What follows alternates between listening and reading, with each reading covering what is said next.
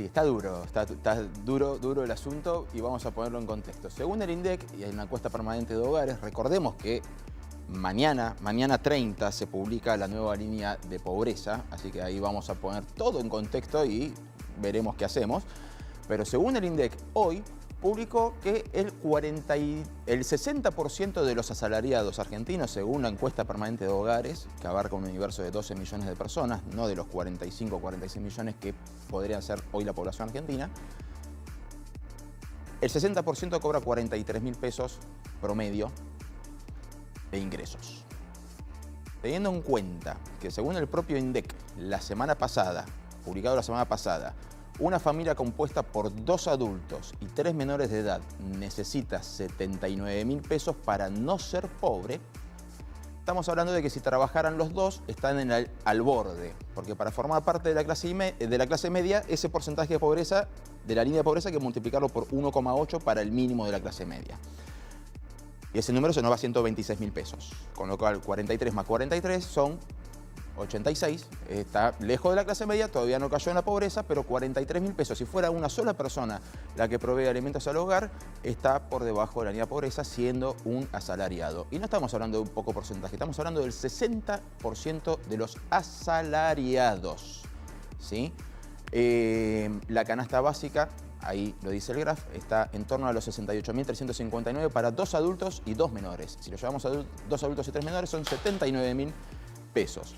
Ahora, en el asunto, en lo que tiene que ver con, estamos hablando de un promedio, ¿no? Entonces, dentro de ese promedio, ¿cuáles son los ingresos mínimos, los ingresos máximos? Es aún más preocupante, porque el grueso, o sea, si armamos una escala del 1 al 10 y metemos a todos los trabajadores del 1 al 10, 1 el menor ingreso, 10 el mayor, del 1 al 5 están por debajo de los 15.000 pesos. ¿Sí? O sea, perdón, del 1 al 3 están por debajo de los 15.000 pesos. Del 3 al 5 están por debajo de los 40.000. Son números realmente preocupantes. Y si cobras más de 102.000 pesos por mes, estás en los 2 deciles más altos de los asalariados de la Argentina. Hoy 102.000 pesos por mes son aproximadamente $500, con lo cual estamos hablando de un empobrecimiento del salario, del poder adquisitivo del salario tremendo. Es cierto, no se toma el dólar como medida para saber cuánto se empobreció o no el poder adquisitivo de las personas, pero en una economía prácticamente dolarizada, donde el litro de nafta sale $1 desde que tenemos memoria, donde todo sube en función del dólar, es preocupante. Es realmente preocupante y es una de las aristas con las que tiene que lidiar el gobierno, porque hasta ahora siempre los planes asistenciales y siempre las cuestiones económicas y el abordaje económico de los últimos años estaba destinado a los sectores más carenciados, a los sectores más pobres. Bueno, con una desocupación del 9%, hoy nos encontramos con que buena parte de las soluciones económicas tienen que ir apuntadas a los que trabajan también. Y realmente no se sabe por dónde arrancar, no se sabe cuál es el punto de la rueda que hay por el cual hay que empezar a empujar para que la reactivación incluya los salarios y no se traslade a inflación, porque eso también es otro problema. La inflación es lo que va haciendo decrecer los salarios y no otra cosa. O sea, hoy la Argentina no está cara, sino que nuestros sueldos están por el subsuelo. Si uno compara en los precios internacionales respecto a los mismos productos que tenemos acá, tenemos productos bastante accesibles en lo que tiene que ver con precios internacionales. Sin embargo, a nuestro bolsillo no le alcanza. Ahora, para redondear, tenemos que el 60% de los trabajadores cobra un promedio de 43.000 pesos, el 40% no alcanza a cubrir la canasta básica. Esto no es un universo, porque obviamente en varias familias trabajan los 2 adultos y cualquiera que sea adulto en esa familia tiene que empezar a ayudar para no caer en la línea de la pobreza. Estos son los números el día de hoy. Mañana estos números se van a reconfigurar, los números van a ser lo mismo, pero se van a interpretar de otra forma cuando se conozca la nueva línea de pobreza de la encuesta permanente de hogares, y ahí veremos finalmente cuál es el diagnóstico que tiene la Argentina de estas elecciones. Y repito, es una encuesta permanente de hogares sobre un universo de 16 millones de personas.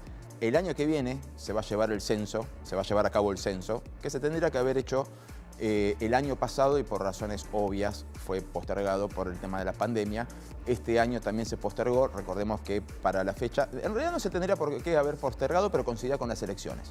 Siempre se hace en octubre. Octubre de este año hubiera coincidido con las elecciones, así que se postergó para marzo de forma virtual, mayo de forma presencial a los que no lo hicieron de forma virtual. Y ahí sí vamos a tener, no una radiografía, sino una tomografía computada integral del estado de la sociedad argentina. Y bueno, ahí veremos cuál es la verdadera situación del país. Por lo pronto, mañana vamos a tener un nuevo informe de si se cumple con los plazos del INDEC.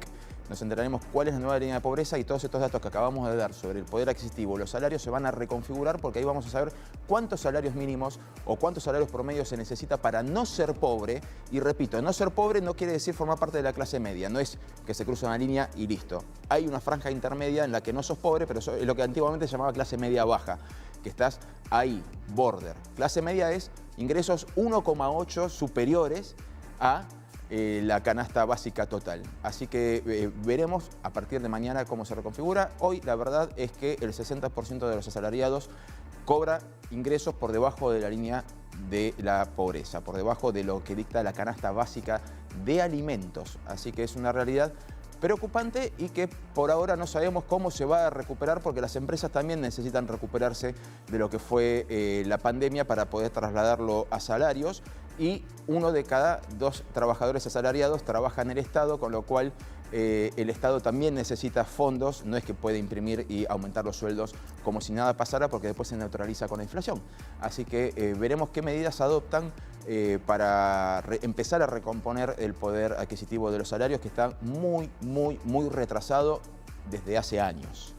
Así que bueno, Dani, mañana te traigo una novedad para alegrarnos el fin de semana también. Y ahí veremos cuál es la realidad salarial de todos nosotros, que tampoco es ninguna novedad, lo percibimos todos en el bolsillo cada vez que necesitamos pagar el supermercado, servicios, o cuando vemos que se nos acerca fin de mes y no vemos la hora de que se deposite el salario.